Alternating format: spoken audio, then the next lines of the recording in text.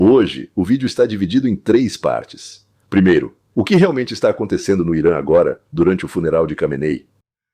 E por que as negociações entre os Estados Unidos e o Irã foram colocadas em pausa? E afinal, como isso afeta Israel? Em segundo lugar, vou contar para vocês um enigma sobre 3 pessoas, sobre seus hábitos, sobre seus vícios e sobre como esse enigma engana as pessoas do mesmo jeito há 200 anos. Vocês vão perceber que o mesmo método de engano é usado hoje em dia. Por exemplo, quando comparam Trump e Putin na imprensa europeia e mundial. E terceiro, vou mostrar para vocês números concretos e citações específicas. Quem pagou para quem e quanto pelas armas para a Ucrânia, o que o secretário-geral da OTAN disse sobre Trump e como, depois de tudo isso, escrevem sobre ele na Europa. Sobre Trump, quero dizer. Compare isso com o que Putin faz e tirem suas próprias conclusões. Então vamos lá. Parte 1. Irã. Parte Irã. Primeira, Irã. Então, em Teherã, pelo segundo dia consecutivo, estão acontecendo os funerais do líder supremo do Irã, o Ayatollah Khamenei, que morreu em fevereiro deste ano em consequência de ataques dos Estados Unidos e de Israel. Isso é um fato, confirmado pelos Estados Unidos e por Israel. Isso é um fato confirmado por várias fontes. A escala do evento é tão grande que analistas o chamam de um dos maiores funerais de Estado da história, talvez até da humanidade. Durante o percurso do funeral, por vários dias, Teherã, a cerimônia principal, depois Qom, depois Najaf, depois a noite de Karbala no Iraque e a conclusão em 9 de julho em Meshkedê. A multidão grita slogans de vingança, fato confirmado, não só uma versão. Nesse contexto, as negociações entre Estados Unidos e Irã foram suspensas por ao menos uma semana. Trump e os intermediários, Catar e Paquistão, afirmam que houve algum progresso, segundo eles. Mas sejamos honestos. Analistas observam que as partes ainda nem sequer estão conectadas. Elas recuaram diante de questões complexas. Nuclearização do Irã e situação do Estreito de Hormuz. Sobre o que eles estão negociando há tanto tempo, só Deus sabe. Eu não sei. O Irã insiste na soberania conjunta com Omã sobre o Estreito. Ou seja, querem, como se diz, puxar para si as águas internacionais, as rotas marítimas internacionais, como eles chamam. Os Estados Unidos exigem, naturalmente, total liberdade de navegação. As posições, por enquanto, não são apenas diferentes, elas são absolutamente irreconciliáveis. O ex-conselheiro de Segurança Nacional, Herbert McMaster, criticou publicamente a própria lógica desse acordo. Segundo ele, o Irã é quem mais se beneficia das negociações, pois o fim das sanções ao petróleo e o descongelamento de ativos permitirá que Teherã reconstrua seu exército e reforce seus grupos aliados na região. Os chamados linha dura iranianos afirmam exatamente o contrário, que nada do que foi assinado será cumprido. Aqui, pelo menos no memorando, isso beneficia os Estados Unidos e não traz nenhum benefício para o Irã. Ou seja, essas são versões opostas, basicamente como as versões que os negociadores apresentam sobre o que realmente está acontecendo, o que aconteceu e ao que eles chegaram em um acordo. Então vamos ouvir todas as versões. Então é isso que realmente está acontecendo no Oriente Médio neste exato momento. Funerais, slogans de vingança, suspensão das negociações e uma profunda desconfiança, eu diria, de ambos os lados. E agora, o motivo pelo qual eu realmente comecei o vídeo de hoje com o Irã, porque o que está acontecendo lá e a forma como isso é retratado aqui no Ocidente são 2 histórias completamente diferentes. Ou, como dizem em Odessa, sim, são coisas bem diferentes. Ao mesmo tempo, os antissemitas estão espalhando a história de que supostamente Trump e Netanyahu romperam para sempre. Que eles se odeiam e que Trump diz publicamente que então Netanyahu é um mentiroso. E que tudo o que ele quer é ser reeleito e que ele não se importa nem com Israel nem com os Estados Unidos da América. E eu pessoalmente fico impressionado com o fato de tanta gente cair nessa.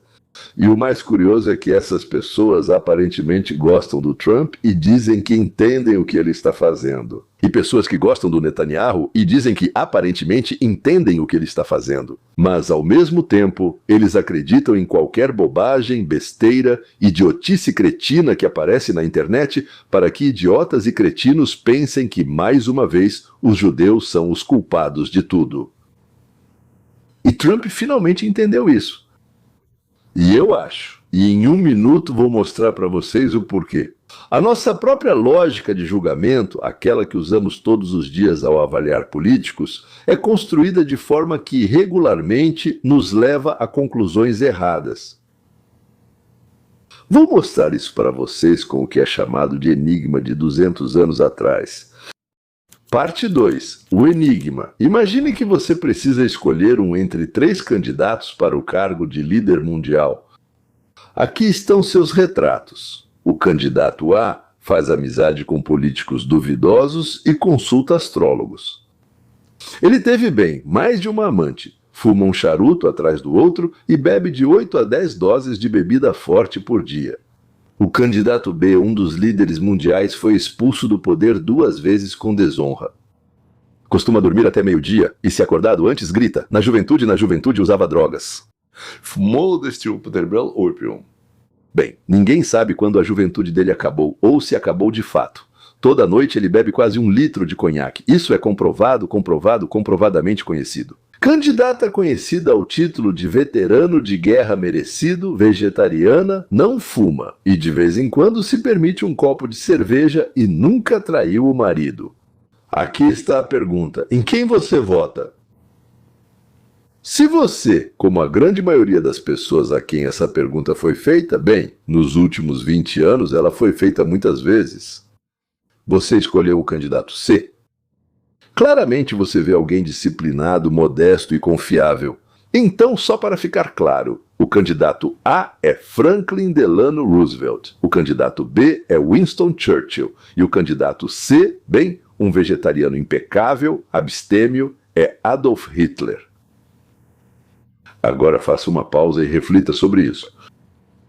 Disciplina, sobriedade, vegetarianismo, fidelidade no casamento, nenhuma dessas qualidades lhe disse se essa pessoa seria o salvador da civilização ou seu carrasco. E 2 pessoas que salvaram o mundo do nazismo, Roosevelt e Churchill, pela descrição de seus hábitos pessoais, pareciam 2 bêbados irresponsáveis. A conclusão que se segue disso é simples e dura ao mesmo tempo. Pela descrição da personalidade, pelos hábitos, até mesmo pelas palavras da pessoa, senhores, até mesmo pelas palavras da pessoa. Não se pode tirar uma conclusão confiável sobre se essa pessoa será uma bênção ou uma catástrofe para seu país e para o mundo. São categorias diferentes. Uma coisa não decorre da outra de jeito nenhum e toda vez caímos na mesma armadilha. E agora quero contar para vocês mais uma história. Sobre mais uma pessoa, agora não são 3, mas uma só. Sim, a quintessência do fracassado na história. Algo que simplesmente não existe. Ele nasceu há bastante tempo, uns 150, talvez 200 anos atrás. Aos 7 anos foi obrigado a trabalhar porque a família dele foi despejada. Ok, aos 9 anos perdeu a mãe, aos 19 perdeu a irmã, aos 22 finalmente abriu seu primeiro negócio e imediatamente faliu. Aos 23 anos concorreu à Assembleia Legislativa e perdeu. Aos 24 pegou dinheiro emprestado, abriu um novo negócio e logo faliu de novo. Uau! Aos 26 finalmente conheceu uma mulher, se apaixonou, ficou noivo, ela morreu. Bom, não foi culpa dele, como se diz, mas é só o tipo de sorte que ele tinha, né? Depois disso, entrou em uma depressão profunda e ficou fisicamente preso à cama por 6 meses, mas depois de 6 meses, se levantou. Porque decidiu se candidatar novamente e perdeu de novo. Aos 33, não. Aos 31, sim. Tenta se eleger de novo e perde novamente. Aos 33... conheceu uma mulher, casou-se com ela e passaria o resto da vida ao lado dela. Terão 4 filhos, mas 3 morrerão. Aos 34 se candidata ao Congresso e perde. Aos 36 perde de novo. Aos 41 seu filho morre. Aos 45 se candidata ao Senado e perde novamente. E aos 47 decide que nem o Senado, nem o Congresso, nem as eleições locais são para ele e tenta se candidatar a vice-presidente dos Estados Unidos. Ele não conseguiu nem 100 votos. Ele não conseguiu 100 votos. O que você acha que aconteceu com esse homem exatamente 2 anos depois dessa última derrota, humilhação, risada de todos ao redor? Esqueci de mencionar, o nome dele era Abraham Lincoln. Em 1860, 2 anos após a derrota, ele foi eleito presidente dos Estados Unidos da América e se tornou um dos mais influentes, um dos presidentes na história desse país. Você pode gostar ou não dele e de sua política. Eu, por exemplo, não gosto, mas negar sua influência na história é impossível. Não digo que não gosto de tudo o que ele fez. Algumas coisas principais não me agradam, mas isso não importa, não é sobre isso. O fato de que ele teve uma enorme influência neste país, o fato de que só ele merece esse monumento de mármore e tudo mais, sim, é um homem que faliu, perdeu, não conseguia fazer nada. Ele se deitava na cama com depressão, perdia de novo e continuava tentando. Aliás, já que estamos falando disso, vamos lembrar do Edison, certo? Ele fez 25 mil experimentos antes de encontrar o material do filamento incandescente que fornecesse luz de forma estável nas lâmpadas. Quando mais um assistente chegava para ele e dizia: "Senhor Edison, não conseguimos de novo", ele respondia: "Acabamos de descobrir mais uma maneira que não funciona. Ótimo!" O que há em comum entre o enigma, a história de Lincoln, e a história de Edison? É tudo a mesma coisa. Nosso sistema intuitivo de avaliação, baseado em aparências, na quantidade de fracassos, nos hábitos pessoais, erra sistematicamente. Quando se trata do que a pessoa realmente fará, pode fazer, trará ao mundo. Agora vem a parte mais interessante. Deixei o melhor para o fim.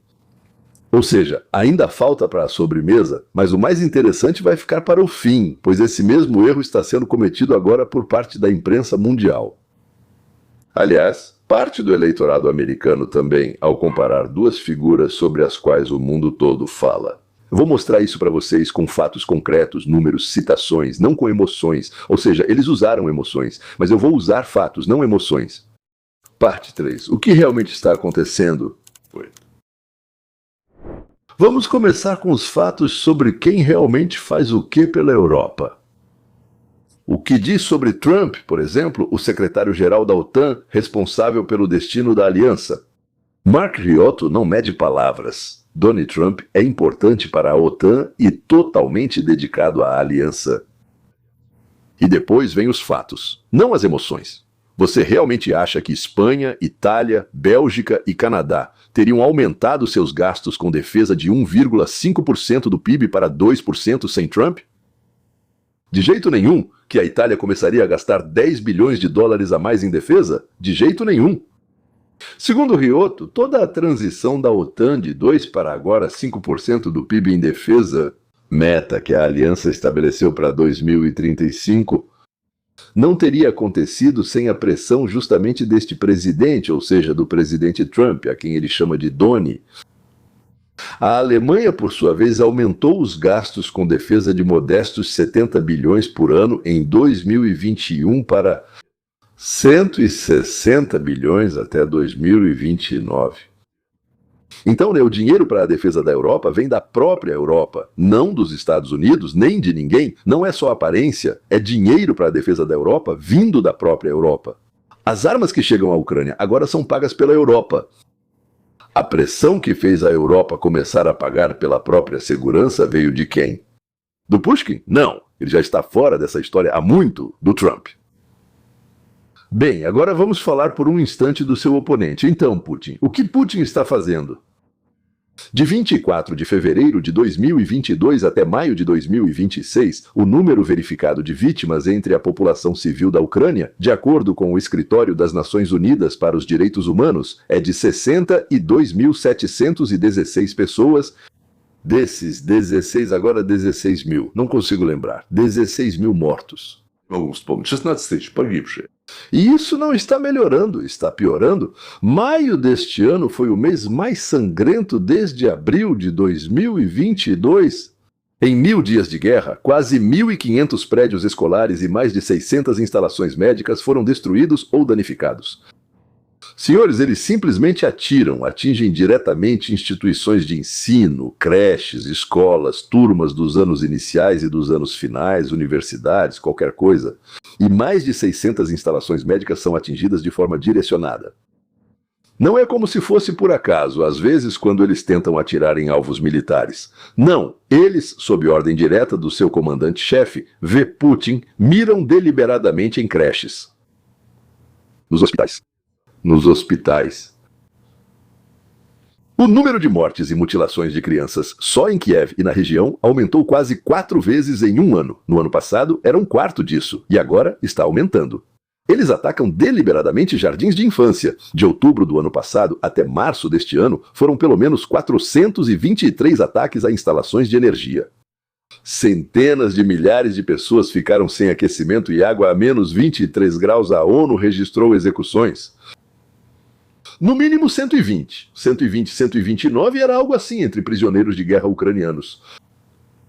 Execuções. Eles assinavam todas as declarações sem se importar. Na União Soviética, disseram que quando os Kenchenko assinavam algo, eu tentava explicar isso ao policial. Ele disse, não assinaram para você, entendi. E além disso, no período de 2024 a 2026 foram registrados 144 casos suspeitos. Suspeito, como está escrito, ou seja, relatos de aparições suspeitas de drones sobre 13 países da Europa. Aeroportos fecharam na Alemanha, Espanha e Dinamarca por esse motivo. O Instituto de Pesquisas Estratégicas de Londres avalia como extremamente provável o uso de navios russos da frota Sombra para lançar esses drones. É uma checagem direta da prontidão da OTAN.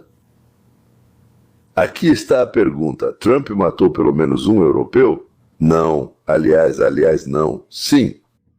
Ele conquistou algum território? Sim. Não. O único episódio realmente agudo foi o alvoroço em torno da Groenlândia. O alvoroço em torno da Groenlândia. Terminou com uma manobra suave de Trump depois da conversa com Rutte. Ou talvez uma manobra suave da OTAN, vai saber. Ou seja, Trump, sem dar um único tiro e sem conquistar nada, não tomou nenhuma terra. Conseguiu tudo o que queria no território da Groenlândia. E agora chega o momento pelo qual mencionamos Hitler, Churchill e Lincoln. Se você olhar como escrevem em grande parte da imprensa europeia, verá que o que escrevem sobre Trump e sobre Putin acaba sendo surpreendentemente parecido. Lembro que Trump ainda não matou nenhum europeu. Trump é chamado de imperialista. Uma ameaça à democracia, um destruidor da ordem. Putin é criticado, mas lá é visto como agressor, inimigo e causa da guerra. Mas sobre Trump quase nunca o chamam de inimigo. Quase nunca dizem isso. Dizem, mas é muito raro. Parece que há uma diferença, né? Esse é o ponto, exatamente como no enigma sobre Hitler e Churchill. As pessoas, nações inteiras, redações inteiras, eles se preocupam muito mais com o estilo, o tom, os modos, os tweets, a personalidade. Os hábitos pessoais do político importam mais do que as reais consequências de suas ações para a vida deles. Eles teriam escolhido Hitler para toda a Europa. E escolhem, claro, sim, porque ele não bebe, porque ele não come carne de coelho ou alguma outra besteira desse tipo. Sim. Ele não bate na esposa, que felicidade. Sim, já a esposa do Macron bate nele. Felicidade, muito bom, parabéns para o Macrochim. Um líder obriga a própria Europa a pagar por si mesma. Para quê? Para a defesa da Europa. E obriga a aliança finalmente a fortalecer seu poderio militar. Depois de, na verdade, 10 ou 20 anos de relaxamento. E o segundo líder elimina, mata dezenas de milhares de pessoas, destrói hospitais e escolas, envia drones sobre aeroportos europeus, dá ao Irã motivos para manter toda a região em tensão. E falam deles do mesmo jeito, com o mesmo tom, com o mesmo ódio. Eu diria até mais, como assim? O Trump é odiado mais do que o Putin. E se perguntassem, eu acho, para os europeus, vocês só têm duas opções, ser dominados pelo Trump ou pelo Putin, o que escolheriam? Eu suspeito que eles diriam Putin. Putin. E, no entanto, uma parte significativa da opinião pública, de acordo com pelo menos uma das pesquisas, até 82% dos europeus consideram Trump um autocrata, inclinado ao que eles chamam de autoritarismo. Finalmente consegui dizer a palavra, não é? Pois é, e dizem que ele está no mesmo nível que Putin, mas sobre Trump falam de forma mais dura. Uma pesquisadora finlandesa da Noruega não tem o que fazer, acontece, né?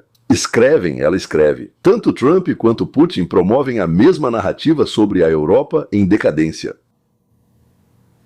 E daí? E eles também têm 2 pernas, e um nariz cada um, e 2 orelhas. É verdade, eles realmente falam assim, e eu também falo assim. Mas a mesma retórica não significa as mesmas consequências para a Europa, seus babacas nojentos. As palavras de Trump sobre a Europa são desagradáveis. Os drones e mísseis de Putin sobre a Europa matam. Desagradáveis matam. Matam desagradáveis. Aí está, o mesmo erro que com Hitler vegetariano. Confundimos estilo com essência, palavras com ação, maneiras com resultado. Eles simplesmente não gostam que ele seja ruivo, do jeito que ele fala, do jeito que ele gesticula com as mãos, do jeito que ele fala, do jeito que ele é e coisas assim, né? Se você julgasse Lincoln pela quantidade de fracassos dele, nunca apostaria 1 centavo nele. E se você julgasse Hitler pelos hábitos dele, você o escolheria como um líder impecável. O mesmo erro lógico está sendo cometido hoje por parte do eleitorado europeu, uma grande parte, e por metade do eleitorado americano. Eles confundem o que os irrita pessoalmente, tweets, tom de voz, maneiras, com o que realmente determina o destino do país deles: armas, sangue, dinheiro, vida. E aqui está a lição com a qual quero deixar vocês hoje. Abraham Lincoln sofreu derrota após derrota por quase 30 anos seguidos. Qualquer observador sensato em 1858 teria dito para você: esse homem está acabado, um fracassado na política, esqueçam dele. Esse observador estaria redondamente enganado. O enigma de Hitler e Churchill mostra: nenhuma reputação impecável garante algo. E isso significa que a única maneira honesta de julgar os líderes não é pelo quanto gostamos deles ou pelo que nos incomoda pessoalmente, mas sim pelo que realmente acontece como resultado de suas decisões. Quantas pessoas estão vivas? Quanto dinheiro resta para o contribuinte? Quantas cidades não foram destruídas? Não gosto de babacas. O mundo está cheio de pessoas prontas para desistir após o primeiro fracasso. E cheio de pessoas prontas para julgar pelo primeiro tweet desagradável, pelo segundo, pelo 16º, pelo 196º. E vocês, lincolnianos? Lincoln fracassou, não se envolvam, essa cara torta de vocês. Mas a história, tanto de Lincoln quanto de Edison, aliás, sim, e até mesmo aquele velho enigma sobre 3 políticos, mostra pra gente, repetidas vezes, uma coisa: tirar conclusões corretas exige checar os fatos e estar disposto a separar o que nos irrita pessoalmente daquilo que realmente importa. Se vocês aprendessem a fazer isso, só isso, e um pouco de xadrez também... Bem, pelo menos meia jogada de xadrez. Um passo à frente, tentem pensar no que essa decisão desse político vai trazer. Ai, que bom. Não, pensem no que isso vai trazer. Tudo bem. Se você assistiu até esse momento, já deu o primeiro passo para não cometer esse erro. Se este vídeo foi útil para você, inscreva-se no meu canal do Telegram, Leon Weinstein US. Lá, todos os dias, tem reações curtas e análises de notícias que não entram no formato longo. Até mais! Nos vemos no próximo episódio, senhoras e senhores. E, como sempre, apesar de tudo, temos todos os motivos para olhar para o futuro com otimismo, porque até mesmo os períodos mais sombrios da história chegaram ao fim. E, senhores, o bom senso prevalece. E às vezes isso leva tanto tempo. Mas aqui, bem, o Doni já chegou até nós, já chegou. Então, aproveitem isso, que Deus da natureza, não sei quem, Sua Majestade, o acaso, enviou ele para nós. Agarrem com as 2 mãos. É isso, por hoje é só. Até a próxima.